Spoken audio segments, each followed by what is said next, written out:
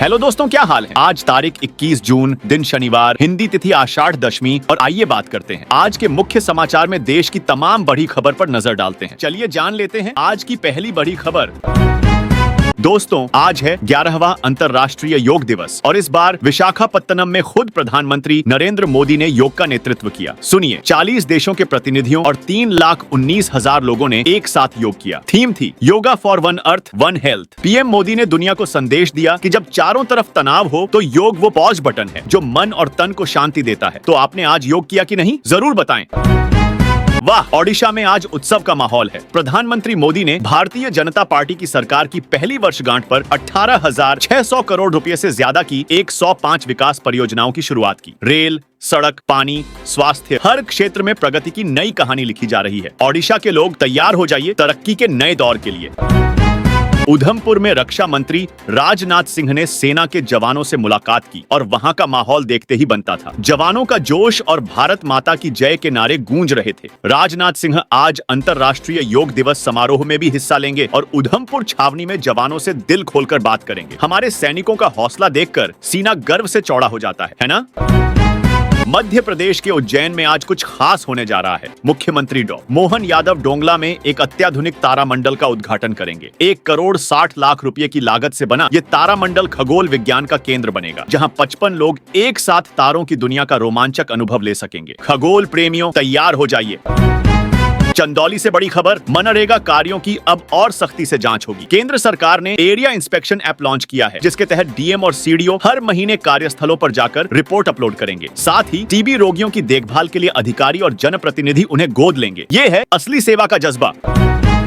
पटना के Nalanda medical college अस्पताल में अब और सुविधाएं मिलेंगी। बेड की संख्या 1,079 से बढ़ाकर 2,500 की जाएगी। मरीजों की बढ़ती भीड़ को देखते हुए ये फैसला लिया गया है। बिहार के लोगों के लिए ये एक बड़ी राहत की खबर है। उफ, बिहार की सियासत में फिर हंगामा। राजद नेता तेजस्वी यादव ने पीएम नरेंद्र मोदी और सीएम नीतीश कुमार पर तीखा हमला बोला। उन्होंने कहा, हमें पॉकेट मार पीएम और अचेत मुख्यमंत्री नहीं चाहिए। ये बयान सुनकर सियासी गलियारों में हलचल मच गई है। अब देखना यह है कि इसका जवाब क्या आता है।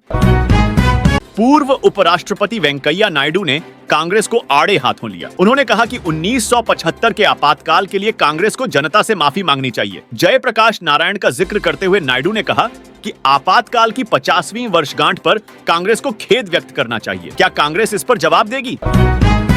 बिहार के सिवान में खुशी की लहर। पीएम मोदी और सीएम नीतीश कुमार ने मिलकर 28 विकास परियोजनाओं का उद्घाटन किया, जिनकी लागत है 5,900 करोड़ रुपए। नीतीश कुमार ने एनडीए सरकार के कामों की तारीफ की, खासकर महिलाओं के लिए आरक्षण और शिक्षा स्वास्थ्य में सुधार पर जोर दिया। बिहार तरक्की की राह पर तेजी से बढ़ रहा है। बिहार में हर घर नल का जल योजना को और मजबूत करने का फैसला लिया गया है। लोक स्वास्थ्य अभियंत्रण विभाग अब हर महीने के पहले गुरुवार को जल चौपाल आयोजित करेगा, जिसमें पेयजल की स्थिति की समीक्षा होगी। मंत्री नीरज कुमार सिंह ने कहा कि हर परिवार को साफ पानी मिले, यही हमारा लक्ष्य है। रेल यात्रियों, ध्यान दें, लखनऊ जंक्शन गोरखपुर एक्सप्रेस सहित कई ट्रेनें 1 से 4 जुलाई तक रद्द रहेंगी। छपरा मथुरा एक्सप्रेस भी 25, 27, 30 जून और 4 जुलाई को वैकल्पिक मार्ग से चलेगी। रेलवे ने नया नियम लागू किया है। वेटिंग लिस्ट अब 25% तक सीमित होगी। अपनी यात्रा की योजना पहले से बनाएं। Mumbai Ahmedabad bullet train project में बड़ी कामयाबी। 970 मीट्रिक टन वजनी देश का सबसे भारी गर्डर महाराष्ट्र में इस्तेमाल किया गया। National high speed rail corporation ने बताया कि ये गर्डर प्रोजेक्ट की गति बढ़ाएगा। भारत की पहली बुलेट ट्रेन का सपना जल्द सच होने वाला है। दिल्ली मेट्रो के लेडीज कोच में सांप घुसने की खबर से हड़कंप मच गया। वायरल वीडियो में महिलाएं डर से चीखती दिखीं, लेकिन डीएमआरसी की जांच में कोई सांप नहीं मिला। सोशल मीडिया पर लोग मजे ले रहे हैं, लेकिन डीएमआरसी ने कहा, यात्रियों की सुरक्षा हमारी प्राथमिकता है। मध्य पूर्व में हालात गंभीर हैं। इजराइल और ईरान के बीच मिसाइल और ड्रोन हमले जारी हैं। ईरान ने तेल अवीव पर मिसाइलें दागी तो इजराइल ने जवाबी हमले किए। अमेरिका इजराइल के साथ है और रूस ने ईरान का साथ दिया। विशेषज्ञ चेतावनी दे रहे हैं कि ये युद्ध वैश्विक स्तर पर फैल सकता है। दुनिया की नजरें इस संकट पर टिकी हैं। ईरान के सुप्रीम लीडर अयतुल्ला खामेनेई ने सुधारवादियों पर सख्ती की। 2009 में मतदान धांधली के खिलाफ बड़े प्रदर्शन हुए थे, लेकिन खामेनेई ने मौलवियों को एकजुट कर सुधार आंदोलन को कुचल दिया। ये खबर बताती है कि ईरान की सत्ता में कट्टरपंथी हावी है। लॉस एंजल्स में बड़ी खबर। एक अपील कोर्ट ने राष्ट्रपति डोनाल्ड ट्रंप को नेशनल गार्ड सैनिकों पर नियंत्रण की अनुमति दी, जो प्रदर्शनों को काबू करने के लिए तैनात किए गए थे। निचली अदालत के फैसले को पलट दिया गया। ये ट्रंप के लिए बड़ी जीत है। उत्तर प्रदेश के गढ़मुक्तेश्वर में हंगामा, एक दारोगा पर जमीन कब्जाने और एक वृद्ध महिला के साथ अभद्रता का आरोप लगा है। एक भाजपा नेता ने भी दारोगा पर गाली गलौज का इल्जाम लगाया। पीड़ितों ने एएसपी से जांच की मांग की है। क्या इस मामले में इंसाफ मिलेगा? दिल्ली वासियों के लिए अच्छी खबर, इस महीने 150 नई इलेक्ट्रिक बसें बेड़े में शामिल होंगी। परिवहन मंत्री पंकज कुमार सिंह ने बताया कि साल के अंत तक 5000 इलेक्ट्रिक बसें जोड़ने का लक्ष्य है। दिल्ली की सड़कों पर अब हरियाली की सवारी। बांग्लादेश को एशियाई विकास बैंक ने 90 करोड़ डॉलर और विश्व बैंक ने 64 करोड़ डॉलर का कर्ज मंजूर किया है। ये पैसा बैंकिंग क्षेत्र को मजबूत करने, गैस आपूर्ति बढ़ाने और वायु गुणवत्ता सुधारने में खर्च होगा। बांग्लादेश के लिए ये एक बड़ा कदम है।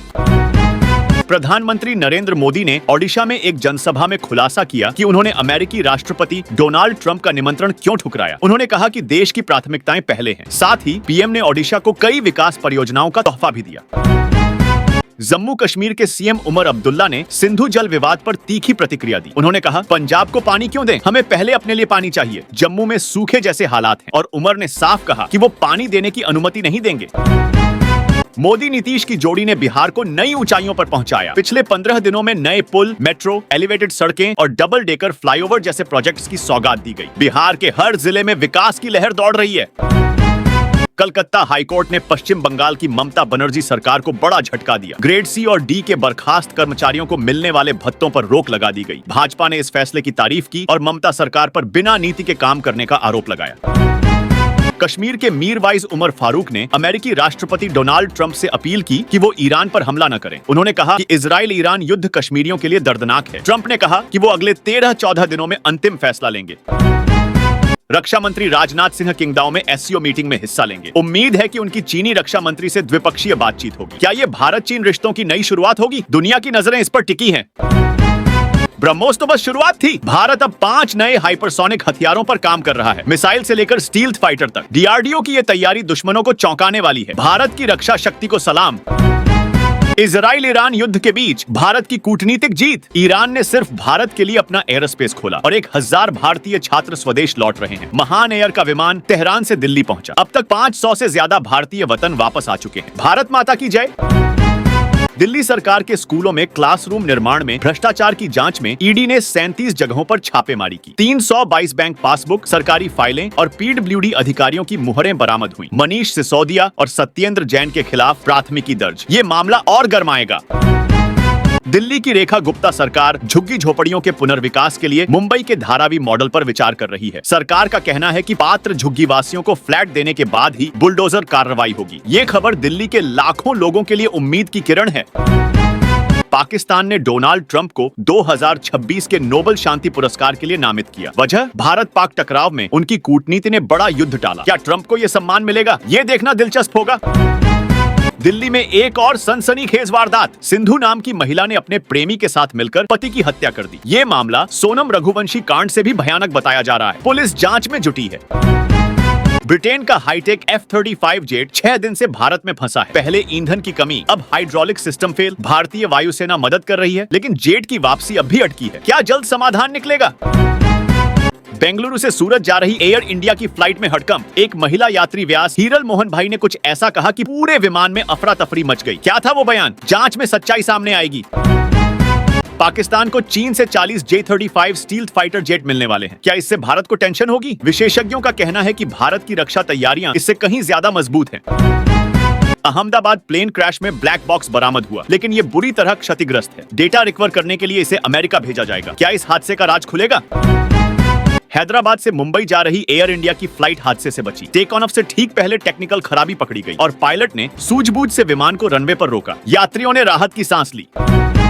अहमदाबाद हादसे के बाद एयर इंडिया की मुश्किलें बढ़ी। बुकिंग में 20% और किराए में 8 से 15% की कमी आई। टिकट कैंसिलेशन में भी इजाफा हुआ। यात्रियों का गुस्सा सोशल मीडिया पर छलक रहा है। इजराइल और ईरान के बीच युद्ध का 8वां दिन भी भारी गोलीबारी के साथ बीता। ईरान ने तेल अवीव पर मिसाइलें दागी और इजराइल ने जवाबी हमले किए। ईरानी विदेश मंत्री ने इजराइल के परमाणु ठिकानों पर हमले को युद्ध अपराध बताया। ये संकट कब थमेगा? हमारे गोल्डन बॉय नीरज चोपड़ा ने फिर कमाल कर दिया। पेरिस डायमंड लीग में उन्होंने जर्मनी के जूलियन वेबर को हराकर खिताब जीता। पहले ही राउंड में 88.16 मीटर का थ्रो फेंककर नीरज ने भारत का नाम रोशन किया। आज 20 जून को सोने और चांदी की कीमतों में गिरावट दर्ज की गई। चांदी 800 रुपए से ज्यादा गिरी और सोना 551 रुपए प्रति 10 ग्राम सस्ता हुआ। विशेषज्ञों का कहना है कि कीमतों में उतार चढ़ाव जारी रहेगा। और हाँ दोस्तों, आप मुझे कमेंट करके बताइए कि आप कौन से राज्य के कौन से जिले में रहते हैं। कमेंट में बताइए और साथ ही इस वीडियो को लिखे और शेयर करना SBN न्यूज सब्सक्राइब करके बेल आइकॉन जरूर दबा दें। रोजाना ऐसे इंपॉर्टेंट जानकारियां, महत्वपूर्ण समाचार देखते रहने के लिए। ओके, चलिए ख्याल रखिएगा अपना और अपने परिवार का। मिलेंगे अगले नेक्स्ट अपडेट में, तब तक के लिए जय हिंद, जय भारत, वंदे मातरम।